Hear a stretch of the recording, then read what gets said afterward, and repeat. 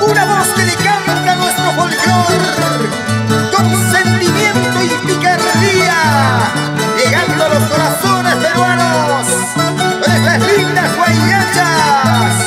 Vamos, Berli Capira, jala, jala.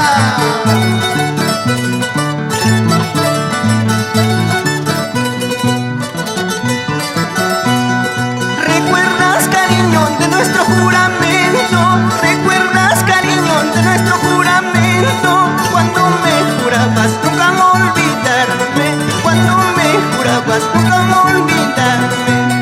¿Recuerdas, cariño, de nuestro juramento?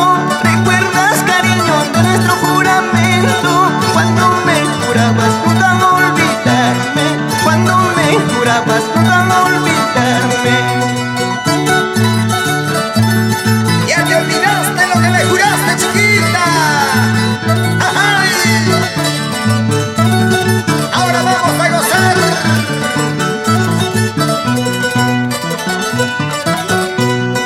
¿Qué destino tuve para quererte tanto?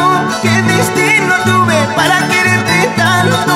Hasta mis amigos ya se alejaron, hasta mis amigos ya se alejaron.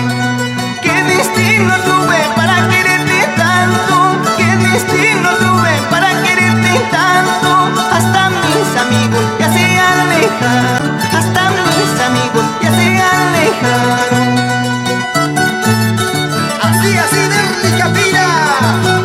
Pásame, pásame ese rico campi, bien calentito.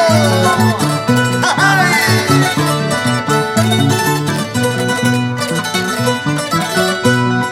Es una lisura, es una vergüenza, es una lisura, es una vergüenza.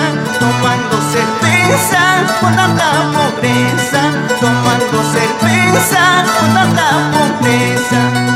Es una lisura, es una vergüenza, es una lisura, es una vergüenza. Tomando cerveza en tanta pobreza, tomando cerveza en tanta pobreza. Salud, salud, Evaristo Mamani Suárez y esposa Julia Guaracha. Y nos vamos a Pedregal Majes a bailar esta linda